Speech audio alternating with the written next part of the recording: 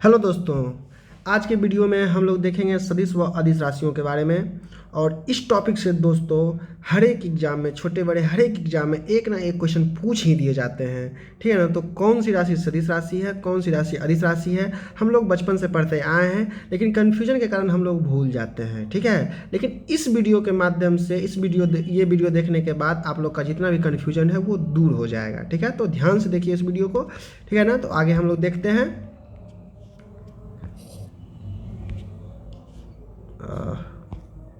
अब देखिए, सबसे पहले हम लोग जानेंगे सदिश राशि के बारे में। सदिश सदिश को हम रिलेट करेंगे शादी से। सदिश को याद रखेंगे हम शादी से, शादी। ठीक है। सदिश को किससे याद रखेंगे? शादी से। ठीक है।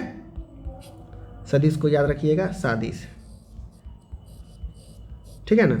हाँ, अगर ये आपको याद हो गया तो आगे सब याद हो जाएगा आपका।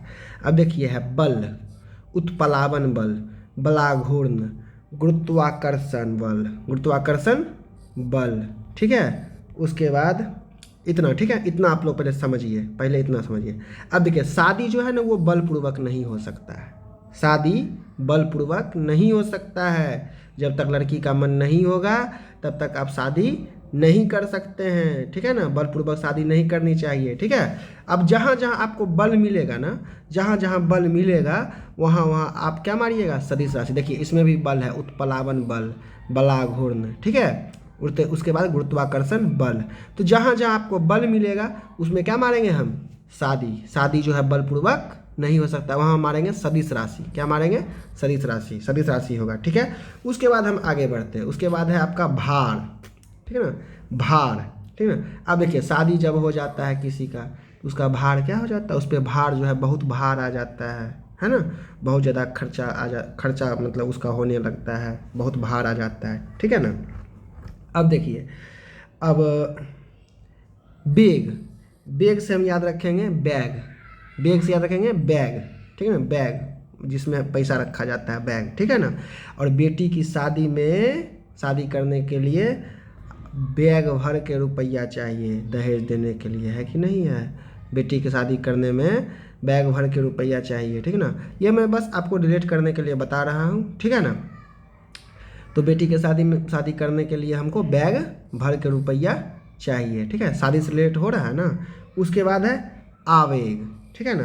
तो आप लोग याद रखिएगा, जहाँ जहाँ बेग भी मिलेगा ना, बेग जैसे आवेग, इसमें भी बेग है ना, बेग, तो वो भी शादी से रिलेट होगा। और शादी किससे रिलेट है? सदिश से। ठीक है ना। इसको ऐसे करके जहाँ भी बल मिलेगा, बल सदिश राशि, और बेग जहाँ जहाँ मिलेगा वहाँ पे भी सदिश राशि। यहाँ पे भी देखिए बेग है, इसमें भी बेग है। ठीक है ना। तो इसको हम याद रख सकते हैं। ठीक है ना। उसके बाद अब देखिए विस्थापन। विस्थापन, विस्थापन का मतलब होता है विस्थापित होना। ठीक है ना। शादी के बाद जो है लड़की को क्या होता है? विस्थापित होना पड़ता है, अपने घर से विस्थापित होना पड़ता है और अपने ससुराल जाती है। ठीक है। उसके बाद घर्षण। उसके बाद क्या है? घर्षण। ठीक है ना। शादी के बाद जो है, ठीक है ना, दोनों के बीच में, पति पत्नी के बीच में तू मैं होने लगती है। ठीक है ना। शादी के बाद दोनों के बीच में, दोनों के रिश्ते में घर्षण आ जाता है। ठीक है ना। दोनों के बीच में क्या आ जाता है? घर्षण हो जाता है। कुछ दिन तो ठीक ठाक सब कुछ चलता है ना। उसके बाद कुछ दिन के बाद जो है, 6 महीना 7 महीना या 1 साल के बाद जो है दोनों के बीच में घर्षण होने लगता है। ठीक है। लड़ाई झगड़ा होने लगता है। ठीक है। तो इसको भी हम सदिश राशि बोलेंगे, घर्षण को। ठीक है। उसके बाद है प्रणोद। प्रणोद को हम कैसे याद रखेंगे? बहुत सी शादियाँ प्रेरणादायक होती है। कैसी होती है? प्रेरणादायक होती है। प्रणोद, प्रेरणादायक। ठीक है। उसके बाद है चंबकीय क्षेत्र। ठीक है ना। अब देखिए, जैसे हम आपको बताए थे, बल जहाँ भी आएगा तो क्या होगा? सदिश राशि। बेग जहाँ भी आएगा तो क्या होगा? सदिश राशि। इसी तरह क्षेत्र जहाँ भी आएगा, क्षेत्र, उसमें भी क्या होगा? सदिश राशि। देखिए, चुंबकीय क्षेत्र, विद्युतीय क्षेत्र। ठीक है। ये सब भी क्या हो जाएगा आपका? सदिश राशि। उसके बाद देखिए गुरुत्वीय त्वरण। गुरुत्वीय त्वरण जो है ये भी आपकी सदिश राशि है। ये आप लोग याद रखिएगा। ठीक है। सदिश को कैसे रिलेट किए थे हम? शादी से। सदिश को याद रखे थे हम शादी से। ठीक है। उसके बाद आप लोग जो है इसको कैसे याद रखिएगा? अदिश। अब आगे है अदिश राशि। अदिश राशि को हम लोग कैसे याद रखेंगे? इसका कोई ट्रिक मैंने नहीं बनाया है। अगर आप बना सकते हैं तो आप बना करके कमेंट बॉक्स में कमेंट जरूर कीजिएगा। ठीक है ना। इसको बस इतना ही याद रखिएगा, जो सदिश है तो सदिश को छोड़ दीजिए, जो बचा वो अदिश है। जैसे द्रव्यमान, ताप, समय, कार्य, विद्युत धारा, ऊर्जा, आयतन, ये सब क्या है? अदिश राशि है। ठीक है ना। लंबाई, चाल, दाब, घनत्व, तीव्रता, प्रतिरोध, श्यानता, ठीक है ना, एट्रोपी, गुरुत्वीय स्थिरांक, विद्युत आवेश, विद्युत चुंबकीय क्षेत्र। अब देखिए यहाँ पे क्षेत्र आ रहा है, ठीक है ना, यहाँ पे क्षेत्र आ रहा है, विद्युत चुंबकीय क्षेत्र। ठीक है, यहाँ पे क्षेत्र आ रहा है, ये इसको अपवाद में लेके चलिएगा, अपवाद में। ठीक है, अपवाद में लेकर चलिएगा, इसको छोड़ करके जितना भी क्षेत्र आएगा विद्युत चुंबकीय क्षेत्र को छोड़ करके, ठीक है, जितना भी क्षेत्र आएगा वो आपका हो जाएगा सदिश राशि। खाली सिर्फ विद्युत चुंबकीय क्षेत्र जो है आपका हो जाएगा अदिश राशि।